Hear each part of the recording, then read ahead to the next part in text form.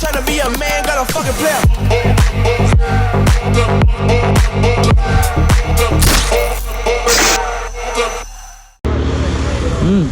Going to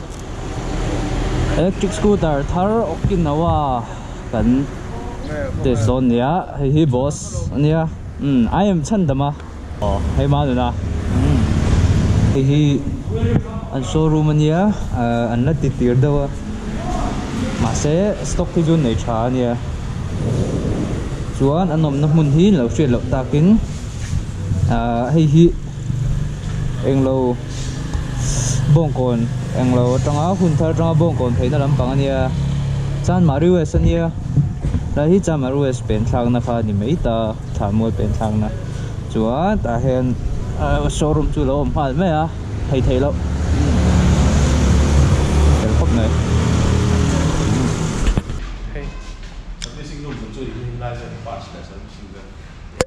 servicing room nuông dong phẩm ấy fresh vinh vinh hemi color hi sao đặt khan cái mũ miệng rồi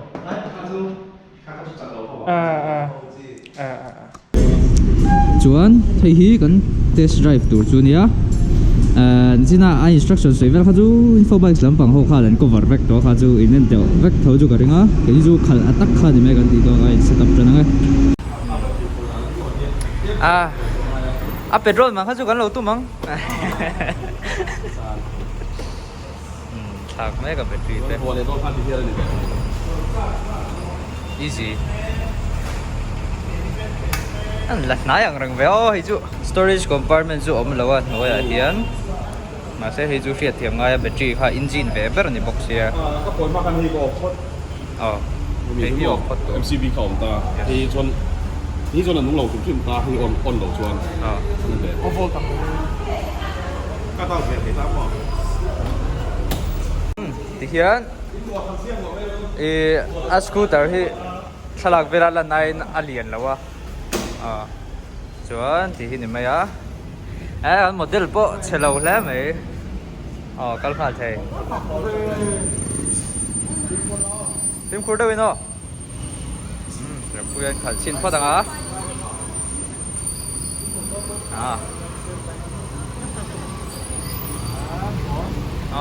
boss lan nul mai so test drive ma saber lan nul mai khal de hun rempuya na khala eco motin lo khala sporting ka khale cha ka de ngor o ka setup lo ka game a hi amot te kan thak ve nga a chak tho mo inge an enga tha oi mo suốt lại công chúa cái tin lộc đùa công chúa cái tin lộc ngay xe tầm doanh cái phur đồn nha yes tin nào start tanga ada pa tu na hian sports mode ta kan da che ta tlai switch mai hi nia hardawa chon tu han true a ma chi hi chakber ania chakber hangan tan sin nga ya mặc về khi han tan sin nyo mo chai nga dikho danga ti rai jon bahar ve wa ni mo tu chi sport sa om ta chuyên thì bốc mà còn không thể không nó đi giống vậy đó đã nào tôi hơn power một chùa mát chỉ cái đó dán chầu xin nắng dài công chầu hết ắt chầu tên nha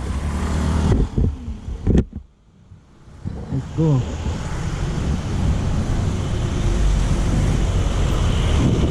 come on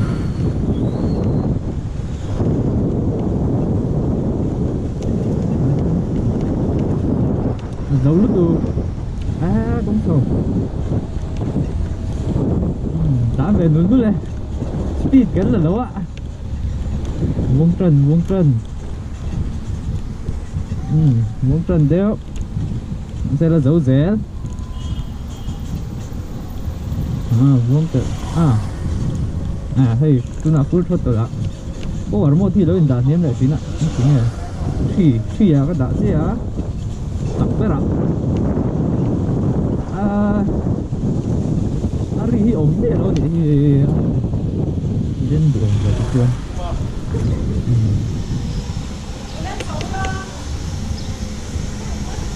mua chỗ ăn chỗ quan tung thì nắng ăn ngon ở một tree let's go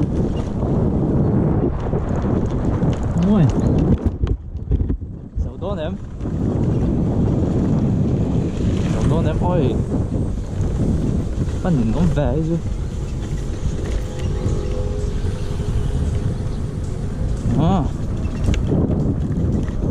dấu tủ này dấu tủ khi này rất mấy này Moin. Yes. Ano.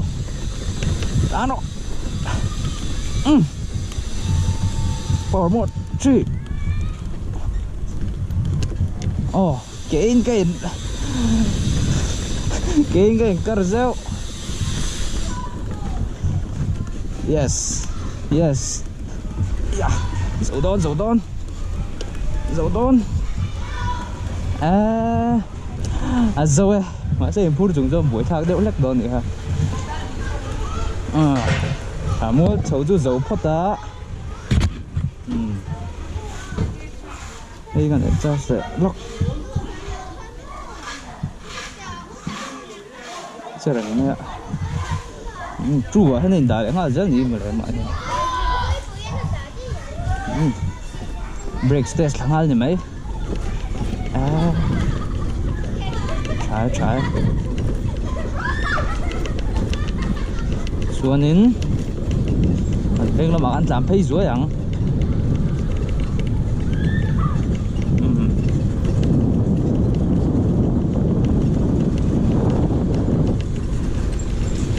đây mình lột tổng kêu mình ạ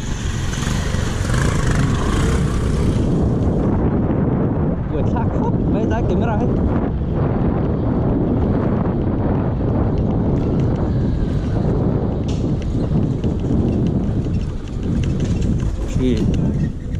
or một trụ nó mà chỉ ở thân nghe ổng đúng vậy đâu các tin sớm vậy đâu rồi tụ xa mình rồi trụ hết nó sẽ lẻ chỉ nào mà hết battery safe na nên tí nghe chỉ có sẽ là wa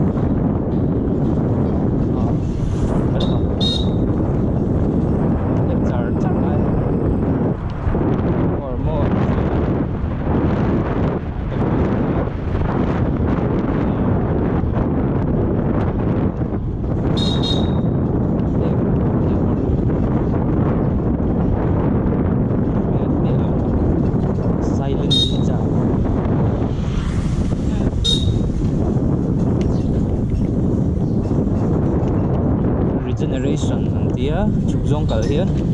a battery in charge thanga charger a soi chu a khâu fret in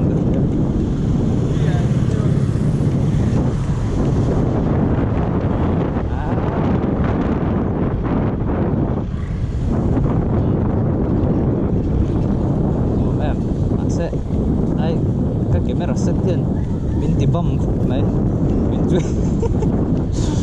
mang tắm nó từ đó về cái phút đây chứ mặt dạo và cổng cả rinh đó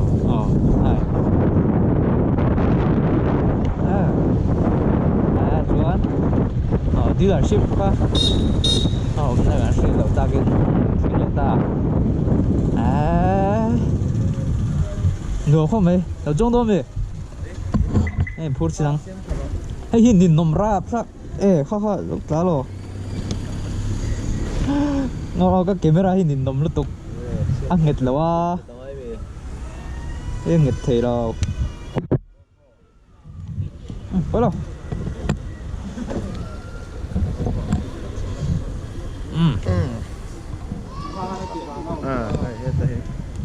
cái đã nó hay bùi em email lắng chiêng đô tại mày nè em tiếng air brake anh em mò lo cái từ đó đỡ pha rồi đỡ mất một số cái tiếng oh 1 2 3 oh nói trong cái thiếm anh khảo phát đẳng Rất chẳng đâu mà nói đúng không? phát chẳng đâu mà nói silent tục ariom đi lâu nè import chung in đoạn power trụ ao mát trụ lại sử dụng thua anh trả xin đâu vậy rồi tại trả thuê lâu mấy anh trả phí sao anh đinh lo cả cái trò chơi trả xin đâu vậy à cứ đã sao mua cho anh trả đâu nè khá anh chụp chuyện nào anh trả xin nhá còn silent tệ mấy nha cái gì chứ ăn chầu chập bẹp nghe cả ăn đòn đi chầu về đấy anh nhớ cút lại đâu trong tụi mày ăn bắt làm mua là cái chút không đủ ngarang kia mà sen jartan ke kham du atia man tiếp về ta chụp thật là chọn trong đó đi ăn chầu quý rồi ôi regenerate đó nó hay GoPro ngày nào rồi break cái chảo tụ ra bên này cứ dai té hu chầu ul thu đại xem cái cái hu dâu em cái này nào chỉ power mode chỉ sang về cái đá giờ nó cho cả đinh thôi mà thì đã cần sống tỏ vậy đó nhé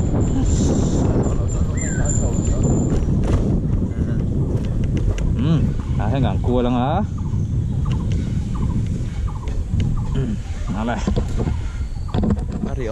moment of truth về đất hay anh nấu thì sẽ làm thật dễ là hay cần mình tục power mode chỉ gần đó chắc bên đàn sống con bẹt sống ai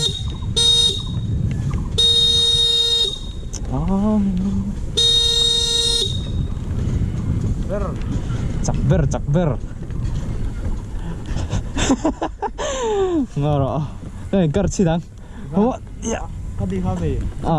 giờ rồi nhỉ ha chầu vẽ mà đi rồi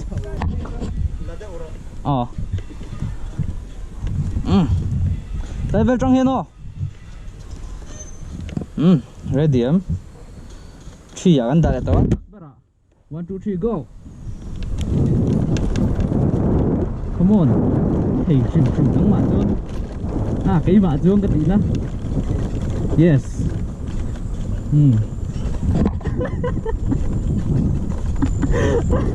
mình làm đuổi chết rồi mà được đấy anh đừng có trăng dấu lúc tôi có vợ dương hay dán rồi rút đây đó thấy rút ăn xanh thôi ra thì năm rồi bye chú bảo lỗi đã lại thì nó tính em mình chi à chi à không rồi đó rồi nào lên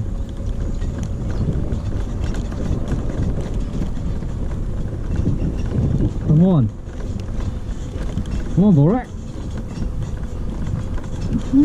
là chầu về chắc là nhiều ai kể cái đó chấm gì đâu nè 이모 해주 인포 로정 코야 뽀 dấu về mà yang ôi trời ơi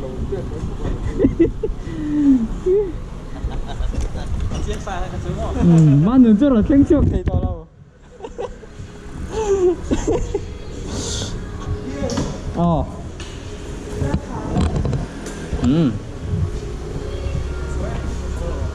mà thì về ra thì khăn chôn tụi tôi là nó làm trò hay hí input lâu mà như lên nan chuan khơi áp bộ cái thằng thì cái chuan chầu cần chia đã chuan chầu về đâu biết rằng cần chia đã cần là nó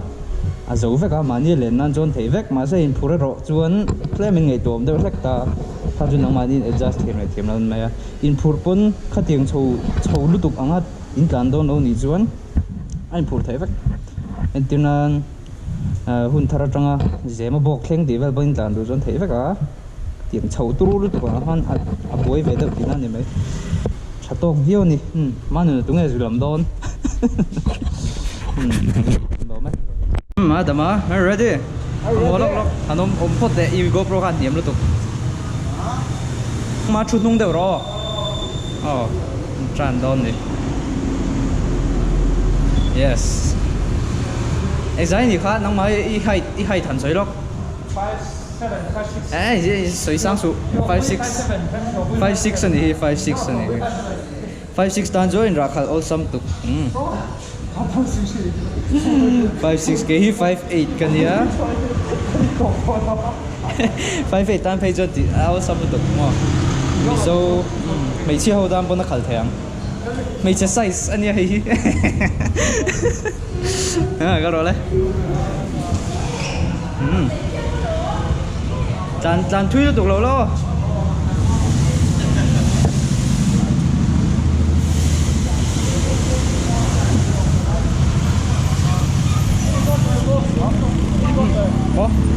Record lo.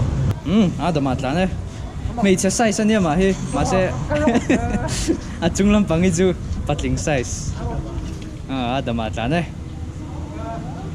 Break cấp mệt lâu la. Đã nổi luôn đấy. Sẽ đầu tắm tới nôm thì mấy thế à thế nên cần ôn ta nhỉ đã hiện Ecomota kan đã ta against sport Ecomota kan đã ta chuan endinan kan lo tlan char ta kong chho emo alo om ta ni khatinga han hemi turbo hi kan me hian power mode sang bera second som ani ga second som ngai som ni ga cheng lo chu tiang chung ve chu aron boost kêu ta kha cái mà nipon kan lo shelo kan rin dang ha chan one akan ta hemi kan me khan thri akan da om char mo kan lo ti ta kha ni lawa Ecomota bo hian in tlan ta turbo in me hian power mode sang bera second rail te chung aron in da zoi ta khami chho chung kal zoi tur han me chu in kal zolo ta khan du le met non le menga thin da non le menga chuan sports mode ta po da ta la sports mode kha true ni ta ni true a po en chu ti nang tho chuan zolo zeu lai alo nei theta khatinga han turbo hi me zeu han thia aronin da zeu ta ni chu power mode thia han om char theilo ti ha karon soile zeu ani chuan okinawa hi a chak ber ni lawa hei ai chak okinawa kha a chak ber kha boss a chak ber model okay 90 om le ta chu booking a ti thei to ta ni chuan kha ta model jun la ron thleng lo ta ron thlen le huna kan test tura ko ngai la kha tuna abuk thei to ina ni chu aron thleng trap to hi a chak ber model chak ber la ni lo hei ai chak ala om ani chu thir tu te mi lo thir ve va in kan lo me bye bye